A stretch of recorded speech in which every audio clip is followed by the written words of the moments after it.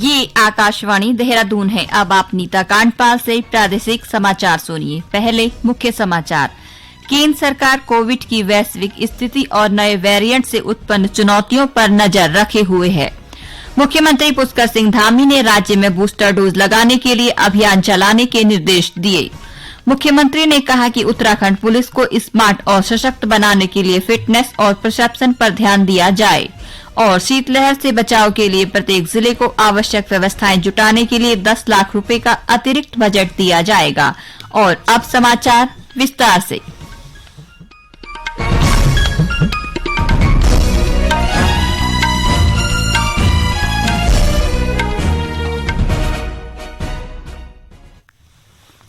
केंद्र सरकार ने कहा है कि वह कोविड की वैश्विक स्थिति और उसके विभिन्न रूपों से उत्पन्न चुनौतियों पर नजर रखे हुए है।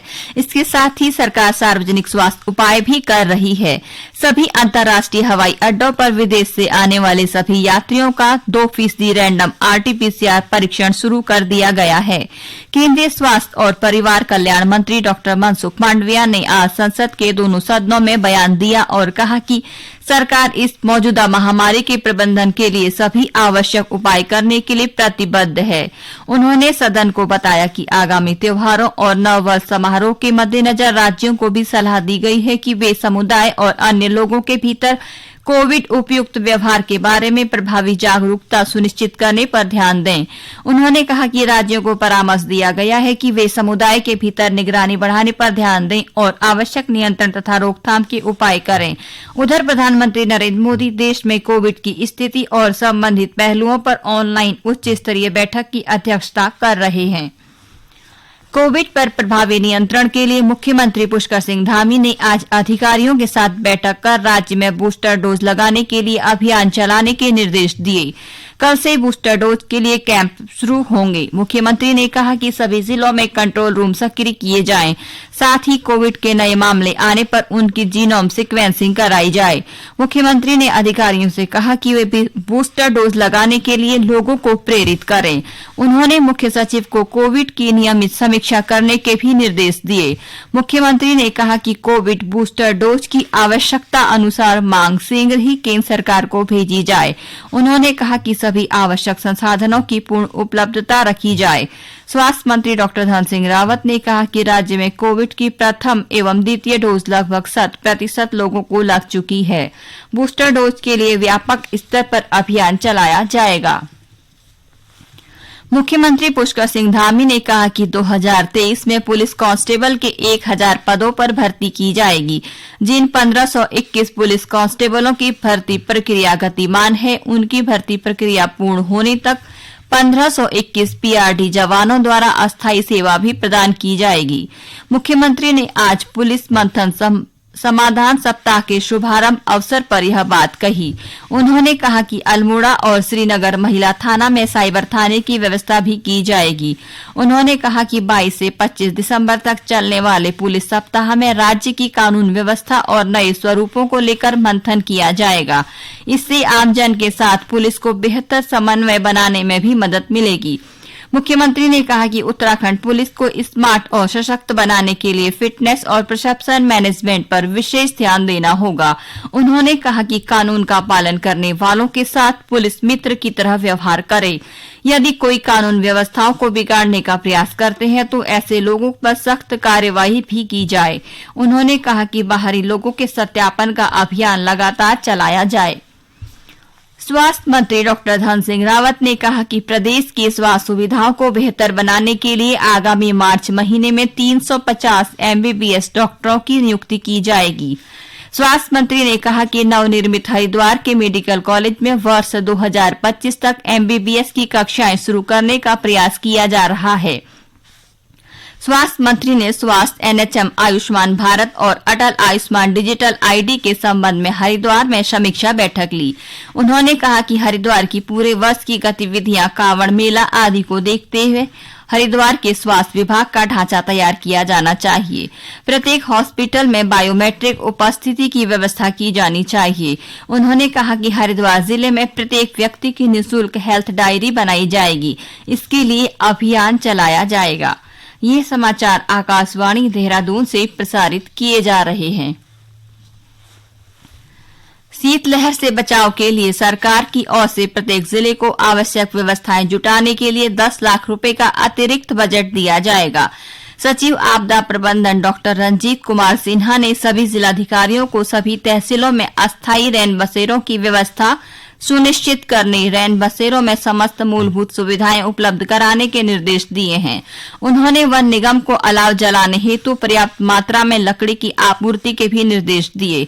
लोक निर्माण तथा परिवहन विभाग को सख्त निर्देश दिए गए हैं कि राज्य में पाले तथा कोहरे के कारण किसी भी प्रकार की दुर्घटना नहीं होनी चाहिए। इसके लिए पाले को हटाने के लिए नमक एवं चूने का नियमित छिड़काव तथा कोहरे से बचाव हेतु फॉग लाइट और रिफ्लेक्टर की व्यवस्था करने को कहा। मुख्यमंत्री पुष्कर सिंह धामी ने कल नई दिल्ली में केंद्रीय भारी उद्योग मंत्री डॉक्टर महेंद्र नाथ पांडे से मुलाकात कर राज्य में भारी उद्योग में निवेश के लिए सहयोग देने का अनुरोध किया। उन्होंने राज्य में इलेक्ट्रॉनिक चार्जिंग स्टेशन जल्द बनाने के साथ ही इलेक्ट्रिक वाहन और बैटरी उत्पाद में निवेश का अनुरोध किया। साथ ही ऑटोमोटिव उद्योग में नवाचार और नई तकनीक पर शोध एवं प्रोत्साहन के लिए उत्तराखंड में इंडस्ट्री पार्टनर के साथ सेंटर ऑफ एक्सीलेंस शुरू करवाने का भी आग्रह किया। मुख्यमंत्री ने कहा कि भारी औद्योगिक क्षेत्र में निवेश बढ़ने से प्रदेश में औद्योगिक विकास के साथ ही रोजगार के अवसर भी बढ़ेंगे। केंद्रीय मंत्री ने श्री धामी को हर संभव मदद देने का आश्वासन दिया। खेल मंत्री रेखा आर्य ने कहा कि खेल महाकुंभ से प्रदेश की प्रतिभाएं निखरेंगी। उन्होंने कहा कि खेल महाकुंभ में 13 जिलों की 13 टीमें हिस्सा लेंगी। खेल मंत्री रेखा आर्य ने कल विधानसभा में खेल महाकुंभ को लेकर खेल और शिक्षा विभाग के अधिकारियों की बैठक लेते हुए कहा कि खेल महाकुंभ के तहत गांव, ब्लॉक और जिला स्तर की प्रतियोगिताओं के बाद राज्य स्तर पर प्रतियोगिताएं होनी हैं। खेल महाकुंभ के तहत राज्य स्तरीय आयोजन देहरादून में होगा।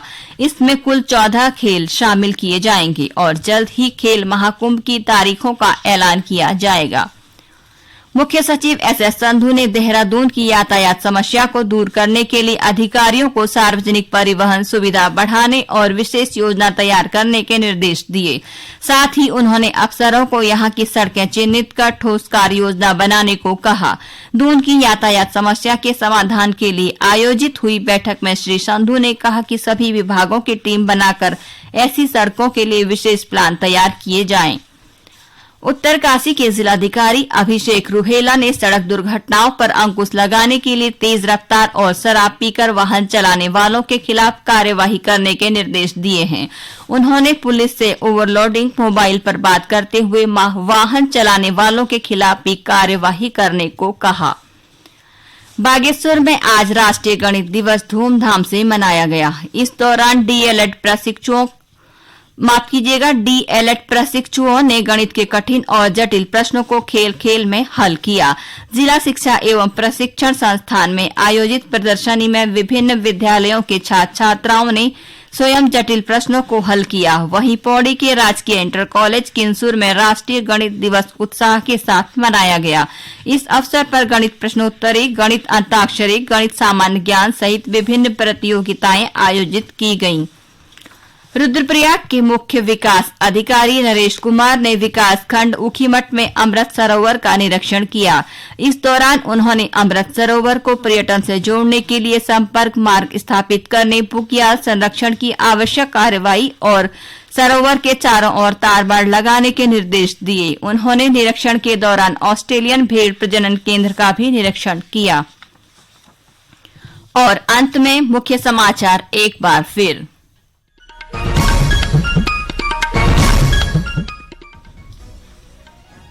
केंद्र सरकार कोविड की वैश्विक स्थिति और नए वेरिएंट से उत्पन्न चुनौतियों पर नजर रखे हुए है। मुख्यमंत्री पुष्कर सिंह धामी ने राज्य में बूस्टर डोज लगाने के लिए अभियान चलाने के निर्देश दिए। मुख्यमंत्री ने कहा कि उत्तराखंड पुलिस को स्मार्ट और सशक्त बनाने के लिए फिटनेस और प्रशिक्षण पर ध्यान दिया जाए और शीतलहर से बचाव के लिए प्रत्येक जिले को आवश्यक व्यवस्थाएं जुटाने के लिए 10 लाख रुपए का अतिरिक्त बजट दिया जाएगा। इसी के साथ प्रादेशिक समाचार समाप्त हुए। नमस्कार।